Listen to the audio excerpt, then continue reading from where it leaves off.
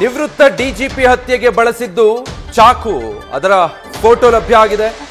ಓಂ ಪ್ರಕಾಶ್ ರನ್ನ ಕೊಲೆಗೈದಿದ್ದಂತಹ ಪತ್ನಿ ಪಲ್ಲವಿ ಸುಮಾರು 8 ರಿಂದ 10 ಬಾರಿ ಓಂ ಪ್ರಕಾಶ್ರಿಗೆ ಇರಿದಿದ್ರು.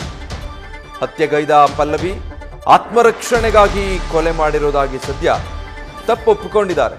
ನಾನೇ ಕೊಲೆ ಮಾಡಿದ್ದು, ಆತ್ಮರಕ್ಷಣೆಗಾಗಿ ಕೊಲೆ ಮಾಡಿದೆ ಅಂತ. ಇದೇ ಚಾಕು ಅವ್ರು ಬಳಸಿದ್ದು.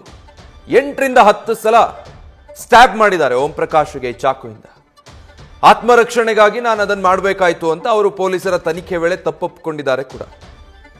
ದೇಹದ ಸುಮಾರು 8 ರಿಂದ 10 ಕಡೆಗಳಲ್ಲಿ ಈ ರೀತಿ ಚಾಕುವಿನಿಂದ ಇರಿದಿರುವಂಥ ಗಾಯಗಳಾಗಿದೆ.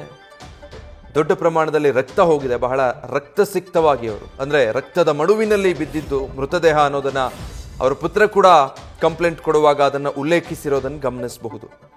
ಮಾನಸಿಕ ಖಿನ್ನತೆಗೊಳಗಾಗಿದ್ದಾರೆ ತಾಯಿ ಮತ್ತೆ ತಂಗಿ ಅನ್ನೋದನ್ನ ಪುತ್ರ ಹೇಳ್ತಿದ್ದಾರೆ. ಮತ್ತೆ ನಿರಂತರವಾಗಿ 1 ವಾರದಿಂದ ಕೊಲೆ ಬೆದರಿಕೆ ಇತ್ತು ಅವ್ರಿಗೆ. ನಿನ್ನನ್ನು ಕೊಲೆ ಮಾಡ್ತೀನಿ ಅಂತಾನೆ ಹೇಳ್ತಾ ಇದ್ರು. ಅದಕ್ಕೆ ಅವ್ರು ಹೋಗಿ ಅವರ ಸಹೋದರಿ ಮನೇಲಿ ಉಳ್ಕೊಂಡಿದ್ರು. ಆದ್ರೂ ಹೋಗಿ ಪೀಡಿಸಿ ಕರ್ಕೊಂಡು ಬಂದು ಕೊಲೆ ಮಾಡಿದ್ದಾರೆ ಅನ್ನೋ ಶಂಕೆ ಇದೆ ಅಂತ ಕಂಪ್ಲೇಂಟ್ ಕೊಟ್ಟಿದ್ದಾರೆ. ನ್ಯೂಸ್ ಫಸ್ಟ್ ನಿರ್ಭೀತಿಯಿಂದ ನಿಮ್ಮ ಪರವಾಗಿ.